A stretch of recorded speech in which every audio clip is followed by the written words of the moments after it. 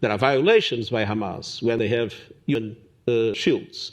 But when one looks at the number of civilians that were killed with the military operations, there is something that is clearly wrong.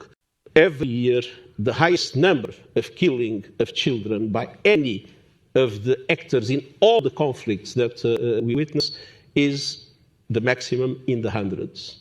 We had, in a few days in Gaza, thousands and thousands of children killed, which means there is also something clearly wrong in the way the humanitarian military operations are being run. So far, your demands have largely gone unheeded. So what is the plan? It's absolutely essential that all hostages are released immediately and unconditionally.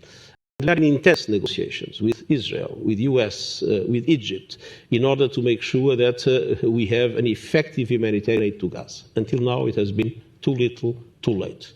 Terrible, catastrophic, I would say, humanitarian situation. Lack of medicine in hospitals. So it is absolutely essential to have a flow of humanitarian aid into Gaza that corresponds to the dramatic needs that the population is facing. And I would like to say very clearly, this in nothing should reduce our total rejection for the horrible things that Hamas did the 7th of October. But we need to distinguish. Hamas is one thing, the Palestinian people is another. If we don't make that distinction, I think it's humanity itself that loses meaning. You said you're talking to the Israeli authorities. What are you telling them to basically to allow yourselves to enforce and expand your humanitarian remit in Gaza? And crucially, what are they telling you? Give us an update on where those talks are going, because on the ground, we are not seeing much. But the laws of war are respected. One of the great conquests that we had are the Fourth Geneva Conventions. The laws of war must be respected by everybody and entirely, not a la carte.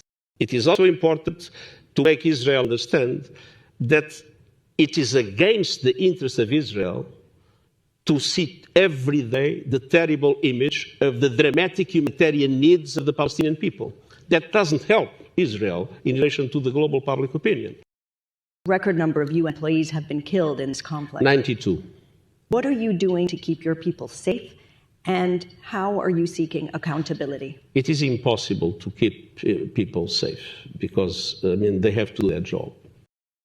I pay tribute to your colleague that was killed. And the number of journalists, by the way, killed in this conflict is unique, never seen in such a period anywhere in the world. But you can imagine what it is to run an organization that is working in the field with 92 colleagues that already have been killed. This is, I must tell you, very difficult. Will the UN take the lead maybe during years of the recovery in Gaza? I think there is a best case scenario, and I think we should try to work for that best case scenario. And it's important to give hope to the Palestinian people. For me, the best case scenario would be that after the military operations end, the Palestinian Authority, and hopefully a revigorated Palestinian Authority, would be able to assume political control in Gaza. There is, of course, a transition that needs to be defined between what is the Israeli occupation and the future solution. Several entities can play a role. The UN can play a role. Several countries that are relevant in the region can play a role. The United States can play a role. So this is something that, of course, needs to be discussed with Palestinians, with Israelis. And then to have this as a starting point of a serious negotiation for a two-state solution. Because I believe sometimes the worst tragedies become an opportunity. Thank you very much, Mr. Secretary General, for joining us.